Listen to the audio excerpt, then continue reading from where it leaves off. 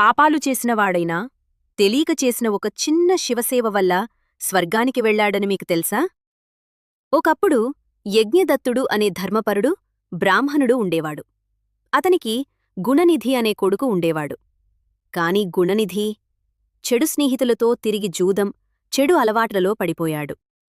ఒకరోజు రాజభవనంలో నాట్యం చేస్తున్న వేశ్య చేతిలో ఒక విలువైన ఉంగరం కనిపించింది.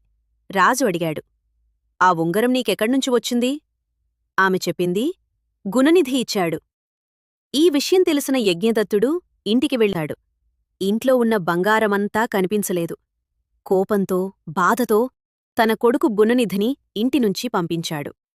ఆకలితో తిరుగుతూ గుణనిధి ఒక రాత్రి శివాలయం దగ్గరకు చేరాడు. ఆ రోజు మహాశివరాత్రి. చీకటిలో కనిపించటానికి తన పంచెను చింపి దీపానికి వత్తితిగా చేసి వెలిగించాడు.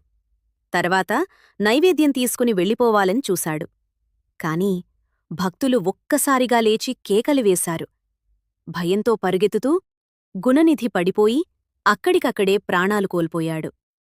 కాని ఆ రాత్రి శివరాత్రి జాగారం చేసి దీపం వెలిగించిన కారణంగా పరమశివుడు అతనిపై కరుణ చూపించాడు. అలా ఎన్నో పాపాలు చేసిన గుణనిధి కూడా చివరికి స్వర్గాన్ని పొందాడు. తెలియక చేసిన చిన్నన శివసేవ కూడా మన జీవితాన్ని మార్చగలదు. మీకు ఈ కథ నచ్చిందా? అయితే ప్లీజ్ మా ఛానల్ను సబ్స్క్రైబ్ చేసుకోండి. మీ ప్రేమే మా శక్తి.